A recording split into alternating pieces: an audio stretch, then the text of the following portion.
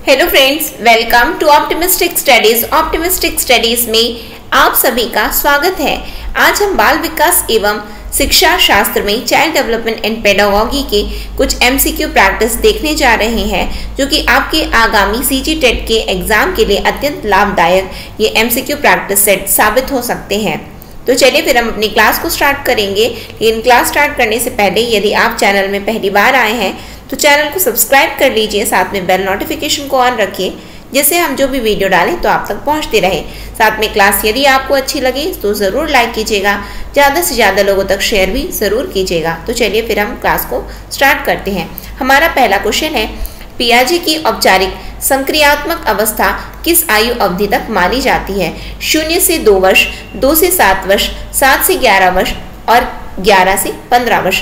बताइए औपचारिक संक्रियात्मक अवस्था। हमने जब पढ़ा था जीन पियाजे का संज्ञानात्मक विकास का सिद्धांत, जीन पियाजे थ्योरी ऑफ कॉग्निटिव डेवलपमेंट, तो हमने ये देखा था कि पियाजे has suggested 4 different states of learning. पियाजे ने अधिगम की 4 अवस्थाएं बताई हैं, संज्ञानात्मक विकास की 4 अवस्थाएं बताई हैं, और उन 4 अवस्थाओं में उन्होंने 0 से 2 वर्ष, 2 से 7 वर्ष, 7 से 11 वर्ष एवं 11 से 15 वर्ष उन्होंने बताया है। जो उन्होंने 0 से 2 वर्ष बताया है वो किसके लिए बताया है? तो सेंसोरीमीटर स्टेज बताया है। संवेदीगामक, ये कौन सी अवस्था है? तो संवेदीगामक अवस्था इन्होंने बताया था। और 2 से 7 वर्ष कौन सी अवस्था थी? तो पूर्व संक्रियात्मक अवस्था, जिसको प्री ऑपरेशनल स्टेज कहते हैं। प्री ऑपरेशनल स्टेज के नाम से हम जानते हैं। पूर्व संक्रियात्मक अवस्था, पूर्व संक्रियात्मक अवस्था 2 से 7 वर्ष। 7 से 11 वर्ष को इन्होंने क्या बताया था? तो मूर्त संक्रियात्मक बताया था। क्या बताया था? मूर्त संक्रियात्मक अवस्था नाम जीन पियाजे ने दिया था, जिसको हम इंग्लिश में कॉन्क्रीट स्टेज बोलते हैं। क्या बोलते हैं हम? Concrete stage. फिर उसके बाद 11 से 15 वर्ष जो है, जीन पियाजे ने औपचारिक संक्रियात्मक अवस्था बताया था। क्या बताया था? औपचारिक संक्रियात्मक अवस्था, जिसको हम फॉर्मल स्टेज के नाम से जानते हैं। किस नाम से जानते हैं? फॉर्मल स्टेज के नाम से जानते हैं। तो यहां हमसे पूछा क्या गया है, जीन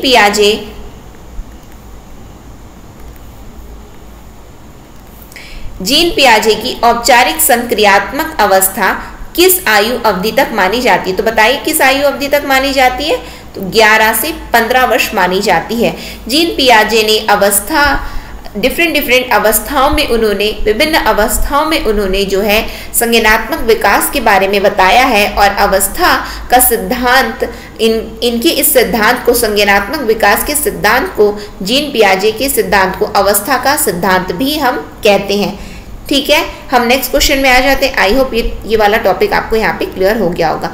निःशुल्क एवं अनिवार्य शिक्षा का अधिकार अधिनियम कितने वर्ष के बच्चे के लिए लागू है? 6 से 14, 7 से 13, 5 से 11 या 6 से 12 वर्ष।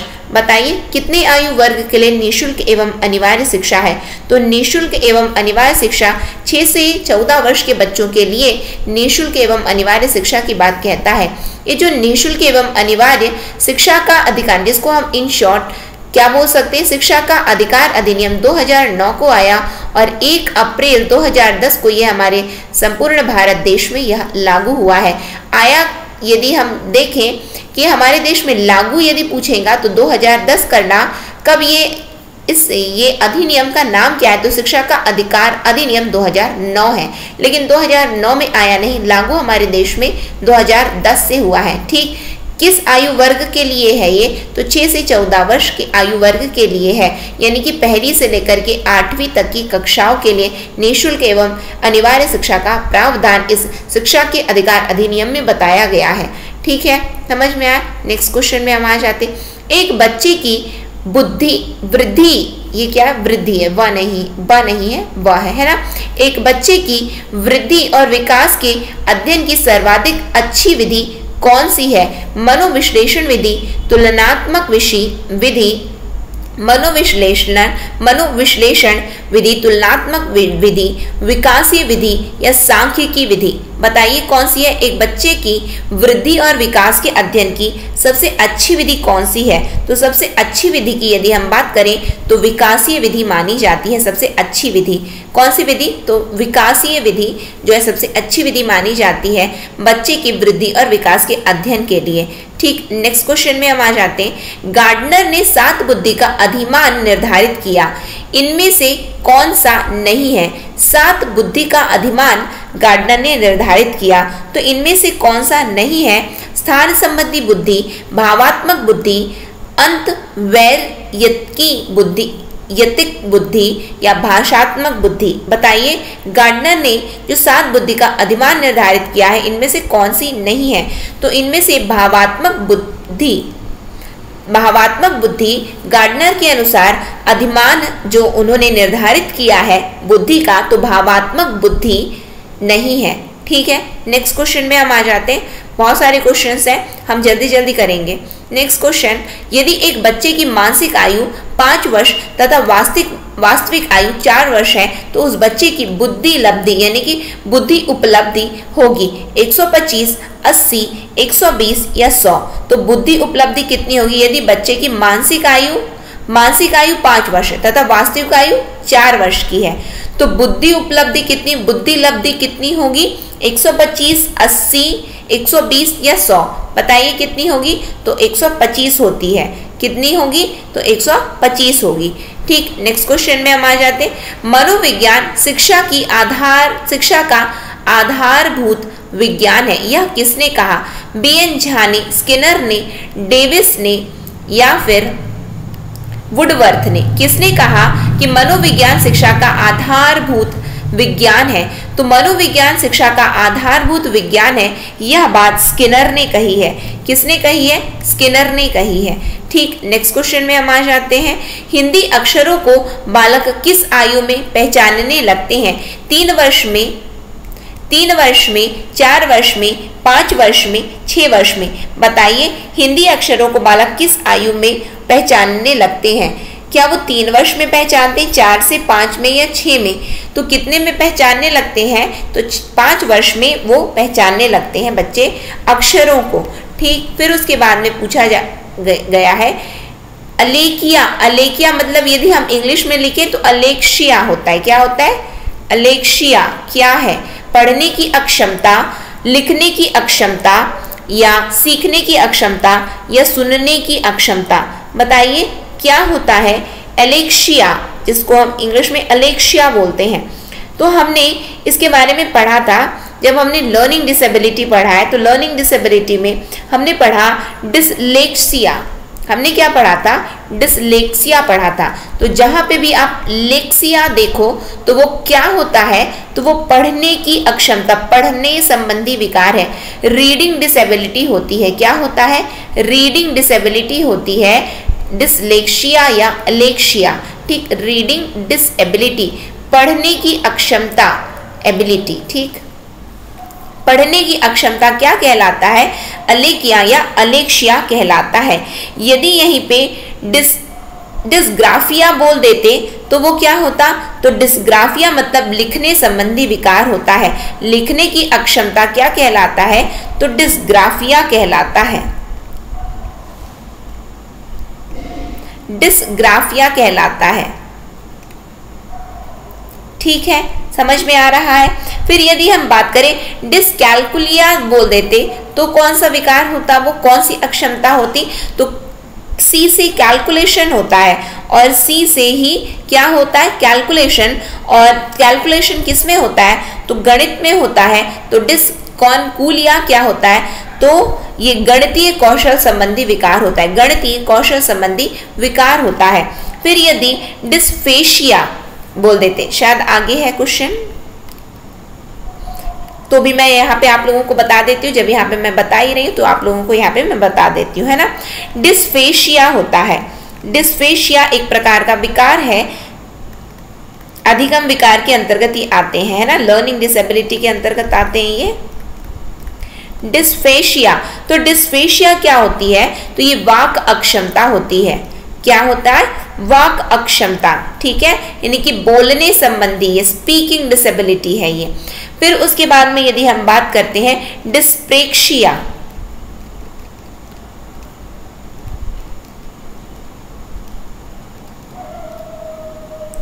डिस्प्रेक्शिया क्या होता है, तो डिस्प्रेक्शिया को यदि हम बात करें तो लेखन एवं चित्रांकन संबंधी विकार है। यदि हम बात करें तो ये विकासात्मक विकार है, ये मोटर डेवलपमेंट से संबंधित है ना। मोटर डेवलपमेंट से संबंधित मतलब हमें अपना मसल्स यूज करना है, नर्व्स और नर्व सेंटर यूज करना रहता है, यानी कि इसके अंतर्गत क्या आ जाता है, लेखन एवं चित्रांकन। लेखन एवं चित्रांकन मतलब हम लिखते कैसे, हम अपना मसल्स यूज कर रहे हैं, हम अपना हैंड यूज कर रहे हैं, हम अपनी फिंगर्स को यूज करते हैं, तो ये मोटर डेवलपमेंट से संबंधित हो जाता है डिस्प्रेक्शिया।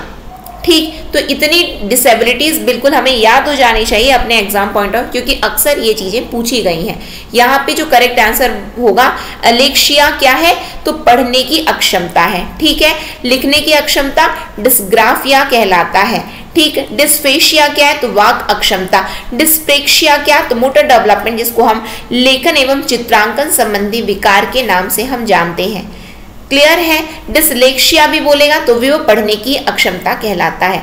नेक्स्ट क्वेश्चन में हम आ जाते हैं, बच्चे की बुद्धि लब्धि 90 से 110 के मध्य है, वह है सामान्य बुद्धि का बालक, प्रखर बुद्धि का बालक या उत्कृष्ट बुद्धि का बालक या फिर प्रतिभाशाली। यदि बच्चे की बुद्धि लब्धि 90 से 110 के मध्य है तो वो कैसा है, बताइए क्या है वो। यदि बुद्धि लब्धि उसकी 90 से 110 है तो वो सामान्य बुद्धि है उसकी, क्या है, सामान्य बुद्धि है उसकी, ठीक। फिर उसके बाद नेक्स्ट क्वेश्चन में हम आ जाते हैं, गर्भ में बालक को विकसित होने में कितने दिन लगते हैं, 150 दिन, 280 दिन, 390 या 460। गर्भ में बालक को विकसित होने में कितने दिन लगते हैं, तो गर्भ में बालक को विकसित होने में 280 दिन लगते हैं। कितने दिन लगते हैं, 280 दिन लगते हैं। नेक्स्ट क्वेश्चन में हम आ जाते हैं, किस मनोवैज्ञानिक ने अपने 3 वर्षीय पुत्र का अध्ययन किया, पेस्टोलॉजी ने, वॉटसन ने, स्टैनली हॉल ने या जेम्स सल्ली ने। किस मनोवैज्ञानिक ने अपने 3 वर्षीय पुत्र का अध्ययन किया, किसने किया था, तो पेस्टोलॉजी ने अपने 3 वर्षीय पुत्र का अध्ययन किया था। जीन पियाजे ने भी अपने ही बच्चों पर जो है क्या किया था, देखा था, अपने बच्चों की अवस्थाओं को देखा और जाना कि बच्चे किस तरीके से उनका संज्ञानात्मक विकास अर्थात बुद्धि का विकास हो रहा है। तो जीन पियाजे ने भी अपने ही बच्चों पर जो भी अध्ययन किया था कि उन्होंने अपने ही बच्चों पर जो अपना विकास जो सिद्धांत दिया है, संज्ञानात्मक विकास का सिद्धांत अपने ही बच्चों पर अध्ययन करके दिया था। साथ में पेस्टोलॉजी ने भी अपने स्वयं के 3 वर्षीय पुत्र का अध्ययन किया था, ठीक है। और मनोविज्ञान का अध्ययन, मनोवैज्ञानिक ने 3 वर्षीय पुत्र का अध्ययन किया, किसने, पेस्टोलॉजी ने किया था। नेक्स्ट क्वेश्चन में हम आ जाते हैं, बालक का विकास होता है सिर से पैर की ओर, पैर से सिर की ओर, दोनों ओर से या इनमें से कोई नहीं। बताइए बालक का विकास कैसे होता है, सिर से पैर की ओर या पैर से सिर की ओर या दोनों ओर से या इनमें से कोई नहीं। तो मैंने आप लोगों को बताया था, जब मैंने आपको विकास का सिद्धांत बताया था उसमें भी मैंने बताया था, साथ में जब हमने डायमेंशंस देखे थे उसमें भी मैंने बताया था कि बालक का विकास कैसे होता है, तो सिर से पैर की ओर होता है। कैसे होता है, सिर से पैर की ओर होता है, ठीक। फिर उसके बाद नेक्स्ट क्वेश्चन में हम आ जाते हैं, विकास के संबंध में गलत कथन है, विकास के संबंध में गलत कथन है, विशिष्ट से सामान्य की ओर विकास होता है, सार्वभौमिक प्रक्रिया है विकास, या दिशा, विकास की दिशा सिर से पैर की ओर है, या विकास वर्तुलाकार गति में होता है। बताइए, ये भी मैंने सिद्धांत में आप लोगों को बताया हुआ है।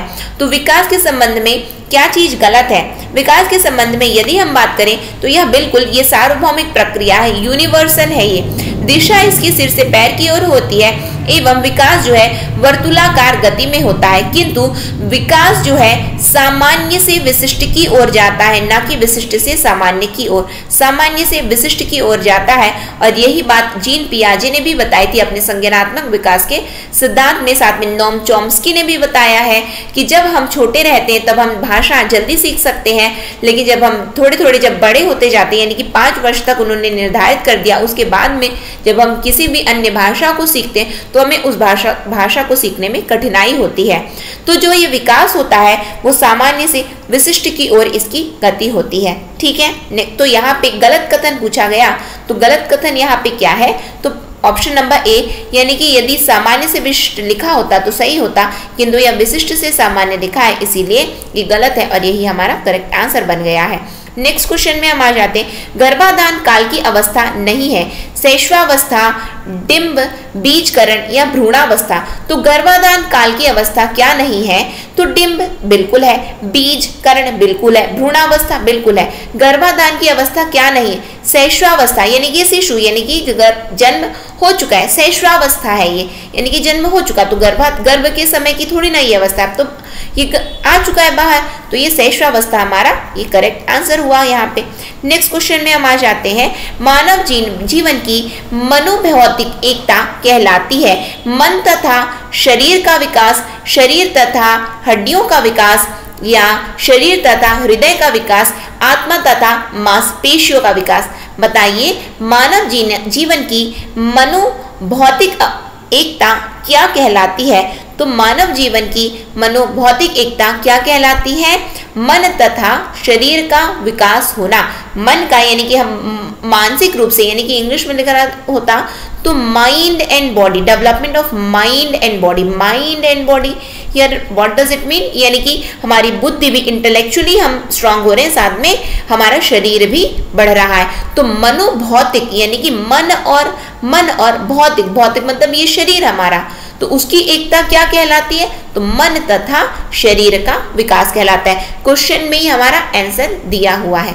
ठीक, फिर नेक्स्ट क्वेश्चन में हम आ जाते हैं। नेक्स्ट क्वेश्चन क्या है, गर्भ में सर्वप्रथम निर्माण होता है पैर का, सिर का, धड़ का, घड़ नहीं धड़ है ये, धड़ का या सभी का। तो हमने देखा विकास कैसे होता है, तो सिर से पैर की ओर होता है। जब सिर से पैर की ओर होता है तो गर्भ में सर्वप्रथम किसका निर्माण होगा, तो सिर का ही निर्माण होगा। किसका, सिर का निर्माण होगा। ठीक, नेक्स्ट क्वेश्चन में हम आ जाते हैं। जन्म के समय शिशु में कितनी हड्डियां होती हैं, 206, 230, 270 या 320। बताइए जन्म के समय शिशु में कितनी हड्डियां होती हैं, तो जन्म के समय शिशु में 270 हड्डियां होती हैं। कितनी होती हैं, 270 हड्डियां। नेक्स्ट क्वेश्चन में हम आ जाते हैं। बालक अपनी माँ को पहचानना प्रारंभ कर देता है 6 माह में, 8 माह में, 9 माह में या 3 माह में। बताइए बालक अपनी माँ को पहचानना कब से प्रारंभ कर देता है, तो बालक अपनी माँ को पहचानना बहुत जल्दी, वो सबसे पहले किसको पहचानता है, माँ के स्पर्श को पहचान जाता है ना।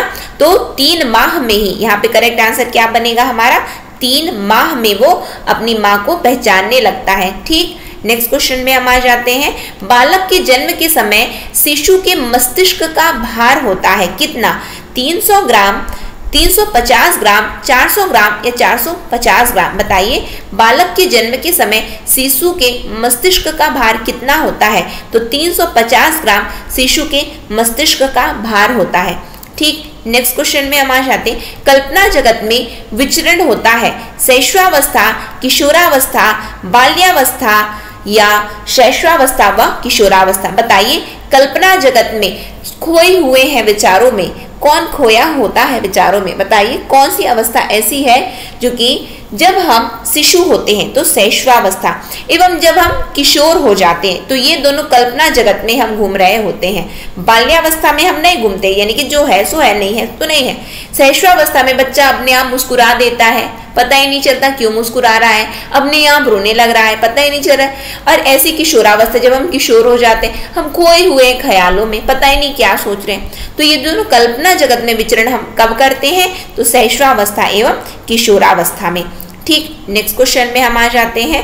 बालक मुख्य रंगों की पहचान कर लेता है कितने वर्ष में, मुख्य रंगों की पहचान कर लेता है 5 वर्ष में, 2 वर्ष में, 3 वर्ष में या फिर 4 वर्ष में। बताइए 5, 2, 3, 4 कितने वर्ष में मुख्य रंग का वो पहचान करता है, तो हिंदी के अक्षरों को कब से जाना, 5 वर्ष में जाना। रंग को कब से जानेगा, तो 5 वर्ष में जानेगा।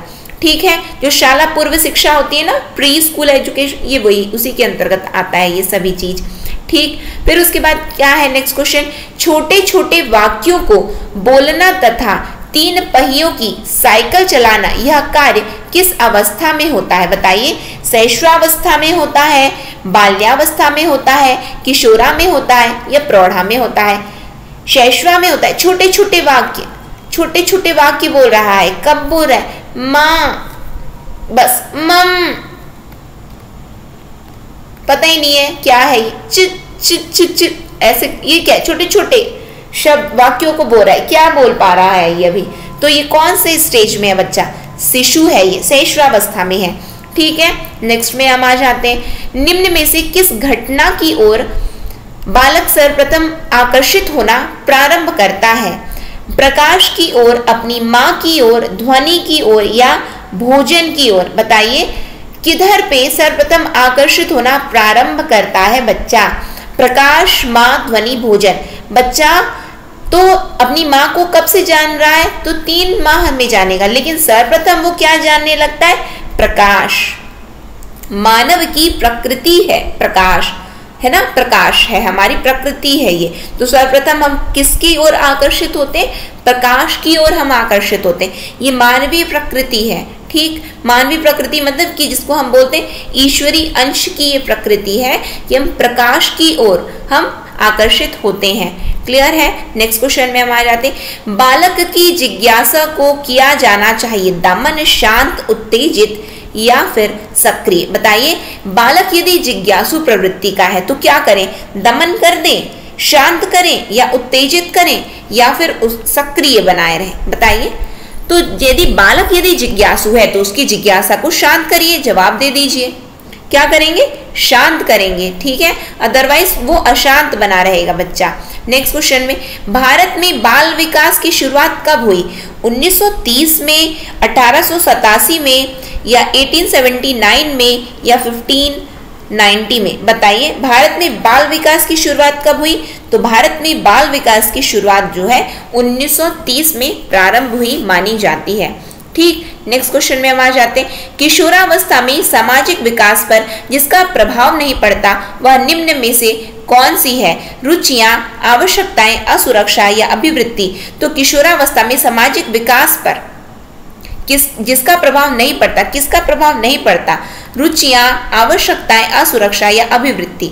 बताइए, किसका प्रभाव नहीं पड़ता? रुचियां, हमारी रुचियां सामाजिक विकास से ही आती हैं, ठीक। हमें ये रुचिकर लग रहा है, ठीक। फिर उसके बाद यदि हम देखें आवश्यकताएं, हमारी आवश्यकताएं परिवर्तित होती, मुझे ये चाहिए, मुझे वो चाहिए, ऐसा है वैसा है। स्कूल गए हैं, आज हमें ये चीज की जरूरत है, वो अभिवृत्तियां हमारी जो है अभिवृत्तियां चेंज होती जाती हैं कि मुझे ये चीज चाहिए, ये चीज हमें, जो हमारी जो हॉबीज है ये सब हमारी अभिवृत्तियां हो जाती हैं। लेकिन सामाजिक विकास पर जिसका प्रभाव, किशोरावस्था में सामाजिक विकास पर जिसका प्रभाव नहीं पड़ता वो है असुरक्षा। असुरक्षा ये क्या है? किशोरावस्था में सामाजिक विकास पर इसका प्रभाव नहीं पड़ता है असुरक्षा का, ठीक। नेक्स्ट क्वेश्चन में हम आ जाते हैं, किशोर अवस्था में चरित्र निर्माण से जो अवस्था संबंधित है वह निम्न में से है, कौन सी है? परंपराओं को धारण करने की अवस्था, आधारहीन आत्मचेतना अवस्था, आधार युक्त आत्मचेतना अवस्था, स्व केंद्रित अवस्था? बताइए, किशोर अवस्था में चरित्र निर्माण से जो अवस्था संबंधित है तो वो कौन सी है? तो आधारहीन आत्मचेतना अवस्था। पता ही नहीं है। चरित्र निर्माण से जो अवस्था संबंधित है वो है आधारहीन आत्मचेतना अवस्था। किशोर हैं हम, अभी पता नहीं रहता है कब क्या अच्छा लग रहा है, कब क्या नहीं अच्छा लग रहा है ना, तो आधारहीन आत्मचेतना अवस्था है ये। नेक्स्ट क्वेश्चन में हम आ जाते हैं, नेक्स्ट क्या है? विकास व्यक्ति में नवीन विशेषताएं और योग्यताएं प्रस्फुटित करता है, यह कथन किसका है? हरलॉक का है, जेम्स ड्रेवर का है या मैकडूगल का है या मुनरो का है? बताइए, विकास व्यक्ति में नवीन विशेषताएं और योग्यताएं प्रस्फुटित करता है, तो यह किसका कथन है? तो यह हरलॉक का कथन है। किसका कथन है? हरलॉक का कथन है। नेक्स्ट क्वेश्चन में हम आएंगे, किशोरावस्था एक नया जन्म है, इसमें उच्चतर और श्रेष्ठतर मानव विशेषताओं का जन्म होता है। कथन किसका है? जॉन एंड सिम्पसन का, गैसल का, स्टेनले हॉल का या ग्रिडफे का? यह किसका कथन है?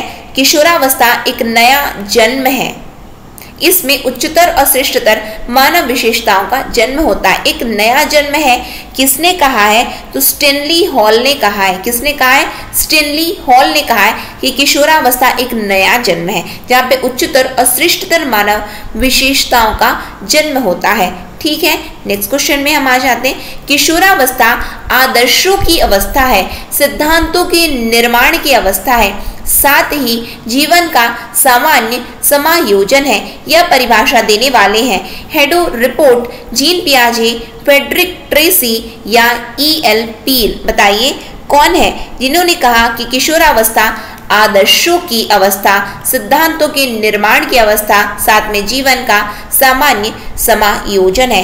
किसने कहा है? तो जीन पियाजे ने कहा है। किसने कहा? आदर्शों की अवस्था, सिद्धांतों की अवस्था, ये किसने कहा? तो जीन पियाजे ने कहा है। ठीक, नेक्स्ट क्वेश्चन में हम आ जाते हैं। नेक्स्ट क्वेश्चन क्या है? मानसिक विकास का संबंध नहीं है शिक्षार्थी का वजन एवं ऊंचाई से, तर्क एवं निर्णय से, स्मृति का विकास से या अवबोध की क्षमता से। मानसिक विकास का संबंध किससे नहीं है? तो वजन एवं ऊंचाई से। अब कौन कितना होशियार है ये उसका वजन बताएगा क्या? उसकी ऊंचाई बताएगी क्या? तो नहीं। तो क्या चीज है से संबंध नहीं है? तो शिक्षार्थी का वजन एवं ऊंचाई से मानसिक विकास संबंधित नहीं है। ठीक, नेक्स्ट क्वेश्चन, मनुष्य के शरीर में हड्डियों की संख्या कम से कम होती है कब? शैशवावस्था में या फिर बाल्यावस्था में, किशोरावस्था के बाद या प्रौढ़ावस्था में? क्या बताया गया है? क्या पूछा गया है? मनुष्य के शरीर में हड्डियों की संख्या कम से कम होती है शैशवावस्था, बाल्यावस्था, किशोरावस्था या प्रौढ़ावस्था? बताइए क्या है करेक्ट आंसर? तो प्रौढ़ावस्था यहाँ पे करेक्ट आंसर है। ठीक, नेक्स्ट क्वेश्चन में हम आ जाते हैं। किशोरावस्था की प्रमुख समस्या है वजन बढ़ने की, शिक्षा की, समायोजन की, अच्छे परीक्षा परिणाम देने की। बताइए किशोरावस्था की सबसे प्रमुख समस्या क्या है? तो किशोरावस्था की सबसे प्रमुख समस्या है कि हम कोऑर्डिनेट करके नहीं चल पाते हैं, किसी के साथ में कोऑर्डिनेशन नहीं हो पाता है, समायोजन लगता है मम्मी पापा गलत हैं, कभी लगता है टीचर गलत है, कभी लगता है कि ये गलत, कभी लगता है वो गलत, तो समायोजन नहीं बैठ पाता है, कोऑर्डिनेशन है ना, समायोजन किशोरावस्था की प्रमुख समस्या कहलाती है। नेक्स्ट क्वेश्चन में हम आ जाते हैं। नेक्स्ट क्वेश्चन क्या है? किशोरावस्था बड़े संघर्ष, तूफान और विरोध की अवस्था है। यह कथन किसका है? स्किनर का, स्टेनली हॉल का, E.A. किलपेट्रिक का या थॉर्नडाइक का? तो ये किसका है? किशोरावस्था बड़े संघर्ष, तूफान और विरोध की अवस्था है, यह स्टेनली हॉल ने कहा है। क्या कहा है स्टेनली हॉल ने? कि किशोरावस्था बड़े ही संघर्ष, तूफान और विरोध की अवस्था है। साथ में उन्होंने स्टेनली हॉल ने किशोरावस्था को नया जन्म भी कहा है। अभी जस्ट हमने देखा तो नया जन्म कहा है जहाँ पे उच्चतर और श्रेष्ठतर मानव विशेषताओं का जन्म होता है। साथ में इन्होंने संघर्ष, तूफान और विरोध की अवस्था भी किशोरावस्था को कहा है। किसने कहा? तो स्टेनली हॉल ने कहा है। ठीक, नेक्स्ट क्वेश्चन में हम आ जाते हैं। जीन पियाजे के अनुसार संज्ञानात्मक विकास की अवस्थाएं हैं। बताइए जीन पियाजे के अनुसार संज्ञानात्मक विकास की अवस्थाएं कितनी है? तो जस्ट फर्स्ट क्वेश्चन में हमने देखा 4 हैं। ठीक, नेक्स्ट क्वेश्चन में हम आ जाते हैं। नेक्स्ट क्या है? एरिक्सन के अनुसार कौन सी अवस्था में बालक अधिक पहल करता है लेकिन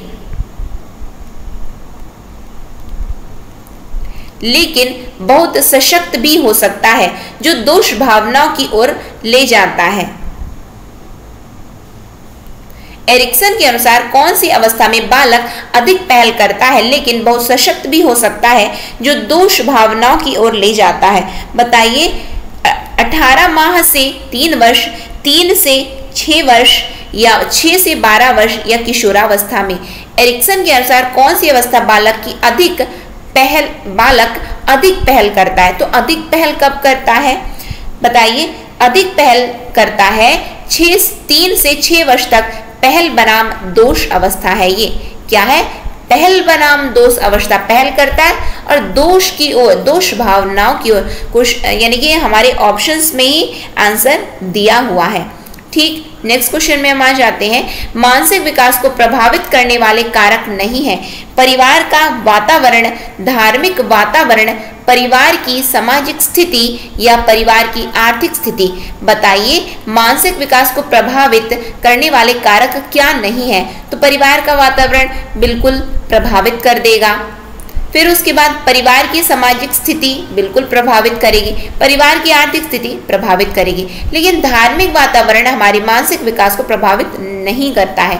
ठीक, यदि आप अच्छा खासा पढ़ने के लिए बैठे हैं, देख रहे घर में लड़ाई झगड़ा ये सब हो रहा है, तो ऑटोमेटिकली पूरा एकदम जो भी पढ़ा लिखा सब भूल गया, सब हम भूल जाते हैं। एग्जाम दे रहे, वहां दिमाग में चल रहा है अच्छा घर में क्या हो रहा है क्या नहीं हो रहा है, ये घर में हुआ है, ऐसा हुआ है वैसा हुआ, तो वो सब, और आर्थिक स्थिति सही नहीं है, सामाजिक स्थिति सही नहीं है, तो ये सब हमें जो है प्रभावित करती है, लेकिन धार्मिक वातावरण जो है हमें प्रभावित नहीं करता है। ठीक, नेक्स्ट क्वेश्चन में हम आ जाते हैं। नैतिक तर्क की अवस्था सिद्धांत किसने स्पष्ट किया है? कोलबर्ग ने, एरिक्सन ने, फ्रायड ने या पावलोव ने? बताइए नैतिक तर्क का अवस्था सिद्धांत किसने स्पष्ट किया? तो मैंने आप लोगों को बताया था कि कोलबर्ग का नैतिक विकास का सिद्धांत, हमने कोलबर्ग का सिद्धांत देखा है। ठीक है, तो किसने दिया था नैतिक विकास का सिद्धांत? तो कोलबर्ग ने दिया था। तो नैतिक तर्क की अवस्था सिद्धांत किसने स्पष्ट किया? तो कोलबर्ग ने स्पष्ट किया था। इन्होंने बहुत सारे लोगों पर ये जो है अध्ययन किया था, बहुत सारे लोगों पर अध्ययन किया था, उसके बाद में उन्होंने, लेकिन इन्होंने भी अवस्था के रूप में अपने सिद्धांत को बताया, इसीलिए इनके सिद्धांत को भी अवस्था का सिद्धांत कहा जाता है, कोलबर्ग के नैतिक विकास के सिद्धांत को, जो कि हमने पढ़ा है। ठीक, फिर वंशानुक्रम से संबंधित प्रयोग चूहों पर किसने किया? कार्ल पियर्सन ने, मैकडूगल ने, मेंडल ने या फिर पावलोव ने? बताइए किसने किया वंशानुक्रम से संबंधित प्रयोग चूहों पर? किसने किया था? तो मेंडल ने किया था। किसने किया था चूहों पर प्रयोग? तो मेंडल ने किया था वंशानुक्रम से संबंधित प्रयोग। ठीक, मेंडल ने किया था। नेक्स्ट क्वेश्चन में हम आ जाते हैं।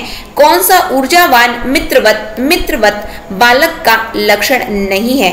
खुश मिजाज, सामाजिक, आसानी से चिढ़ने वाला या ऊर्जा का उच्च स्तर? बताइए ऊर्जावान मित्रवत बालक का लक्षण नहीं है। तो ऊर्जावान मित्रवत बालक का लक्षण आसानी से चिढ़ने वाला नहीं है। जब वो ऊर्जावान है, मित्रवत रह रहा है, तो क्या वो आसानी से चिढ़ जाएगा क्या? नहीं, तो ये लक्षण उसका नहीं है। ऊर्जावान है वो तो, और मित्रवत उसका यदि लक्षण है तो वो आसानी से चिढ़ने वाला नहीं है वो। ठीक, नेक्स्ट क्वेश्चन में हम आ जाते हैं। बाल किशोरावस्था प्रारंभ होती है 10 वर्ष की आयु से, 16 वर्ष की आयु से, 12 वर्ष की आयु से या 18 वर्ष की आयु से? बताइए किशोरावस्था कब से प्रारंभ होती है? तो 12 वर्ष की आयु से किशोरावस्था प्रारंभ हो जाती है। ठीक, नेक्स्ट क्वेश्चन में हम आ जाते हैं। पूर्णतः प्रकार्यशील व्यक्ति का संप्रत्य किसने दिया? कार्ल रोजर्स ने, फ्रायड ने या फ्रांसिस गाल्टन ने या इवान पावलोव ने? किसने दिया है ये पूर्णतः प्रकार्यशील व्यक्ति का संप्रत्य? किसने दिया?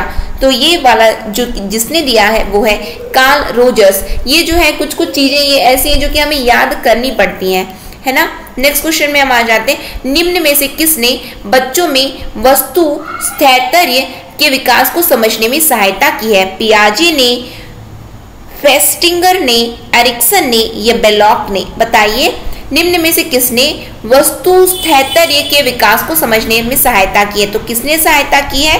तो पियाजे ने की है सहायता। ठीक, नेक्स्ट क्वेश्चन में हम आ जाते हैं। सूर्य बच्चे के साथ साथ चलता है, उसके मुड़ने का अनुकरण करता है और बच्चे की बात सुनता है। यह कथन बालक की किस लक्षण की ओर इंगित करता है?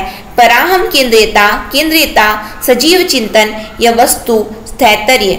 बताइए सूर्य बच्चे के साथ साथ चलता है, बच्चे का अनुकरण करता है, उसका सुनता है, तो यह किस लक्षण की ओर इंगित करता है? तो पराहम केंद्रीयता, सजीव चिंतन या वस्तु स्थैर्य? तो यहाँ पे हम देखें वस्तु यानी कि हम किसको यहाँ पे हम बता रहे हैं, हम प्रकृति के साथ में यदि हम चल रहे हैं यानी कि हम सजीव चिंतन कर रहे हैं। यहाँ पे क्या कर रहे हैं, सजीव चिंतन की ओर यहाँ पे ये जो है इंगित करता है। कौन सा चिंतन, सजीव चिंतन। ठीक, नेक्स्ट क्वेश्चन में हम आ जाते हैं। नेक्स्ट क्वेश्चन क्या है हमारा,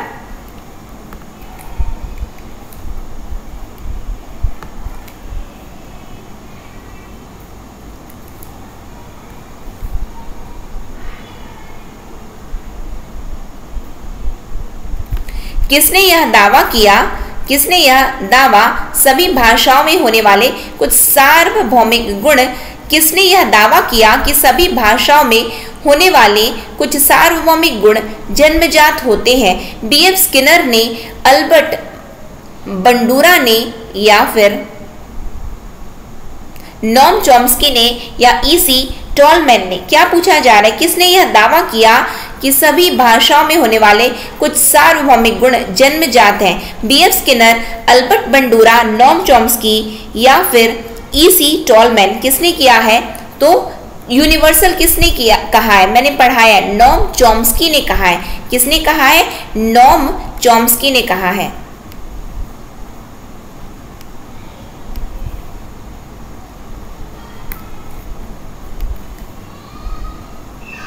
नेक्स्ट क्वेश्चन में हम आ जाते हैं। फ्रायड के अनुसार निम्न में से कौन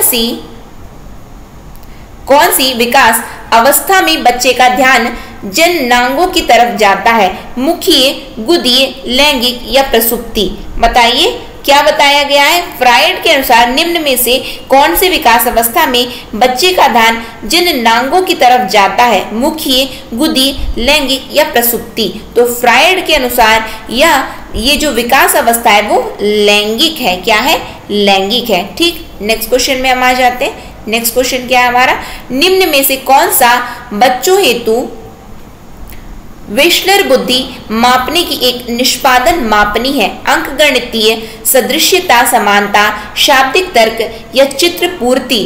बताइए, वेशलर बुद्धि मापने का एक निष्पादन मापनी है, यानी किससे हम मेजर कर रहे हैं, तो चित्र पूर्ति को हम मेजर करते हैं। ठीक, नेक्स्ट क्वेश्चन में हम आ जाते हैं। नेक्स्ट क्या है हमारा क्वेश्चन, बाल मनोविज्ञान का सिद्धांत प्रारंभ के 4-5 वर्षों के अनुभवों पर आधारित होता है। कौन सा, बाल मनोविज्ञान का डैश सिद्धांत? कौन सा सिद्धांत, मनोविश्लेषणात्मक, व्यवहारात्मक या क्रांतिक अवस्था समूह या संज्ञानात्मक? बताइए, बाल मनोविज्ञान का कौन सा सिद्धांत प्रारंभ के 4-5 वर्षों के अनुभवों पर आधारित है? मनोविश्लेषणात्मक, व्यवहारात्मक, क्रांतिक अवस्था समूह या संज्ञानात्मक? तो मनोविश्लेषणात्मक करेक्ट आंसर क्या होगा, मनोविश्लेषणात्मक। बाल मनोविज्ञान का मनोविश्लेषणात्मक सिद्धांत प्रारंभ के 4-5 वर्षों के अनुभवों पर आधारित होता है। ठीक, नेक्स्ट क्वेश्चन में हम आएंगे। नेक्स्ट क्वेश्चन क्या है हमारा, a biographical sketch of infant. A biographical sketch of infant किसने लिखी? प्रियर ने लिखी, शिन ने लिखी, डार्विन ने लिखी या स्टर्न ने लिखी? बताइए, अ बायोग्राफिकल स्केच ऑफ इन्फेंट किसने लिखी? अ बायोग्राफिकल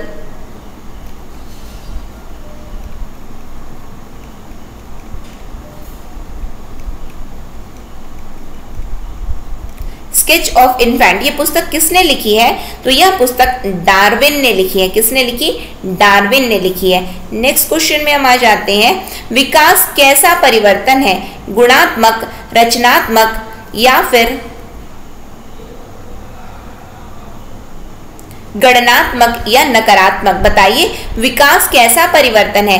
गुणात्मक, रचनात्मक, गणनात्मक या नकारात्मक? हमने विकास वृद्धि पढ़ा हुआ है। ठीक, लेक्चर 1 है, लेक्चर 2 है, लेक्चर 3 है, हमने विकास पढ़ा हुआ है। उसमें मैंने आप लोगों को बताया था विकास क्या होता है, तो गुणात्मक होता है। क्या होता है? गुणात्मक होता है। लेकिन यदि वृद्धि एवं विकास के बीच का अंतर आएगा, वृद्धि एवं विकास का यदि अंतर पूछ लिया गया तो ये जो है क्वांटिटेटिव होता है। क्या होता है? क्वांटिटेटिव होता है। ठीक, मात्रात्मक होता है। और विकास जो है क्वालिटेटिव होता है। क्वालिटेटिव होता है यानी कि गुणात्मक होता है, लेकिन गुणात्मक के साथ साथ यह मात्रात्मक भी होता है। क्वांटिटेटिव भी होता है। ये चीज को आप लोगों को याद रखना है। ठीक, तो विकास कैसा परिवर्तन है? तो गुणात्मक परिवर्तन है। क्लियर है? समझ में आया? तो ये हमने 50 क्वेश्चंस किए हैं आपके चाइल्ड डेवलपमेंट एंड पेडागोगी के, बाल विकास एवं शिक्षा शास्त्र के।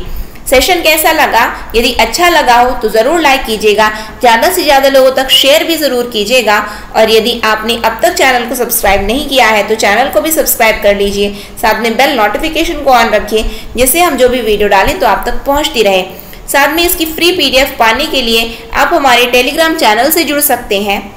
ये जो हम MCQ सेशन आज हमने किया है, इसकी फ्री PDF मैं टेलीग्राम चैनल, जिसकी लिंक डिस्क्रिप्शन बॉक्स में है, वहाँ पे मैं अपलोड कर दूंगी, तो वहाँ से जा करके आप इसकी फ्री PDF भी डाउनलोड कर सकते हैं।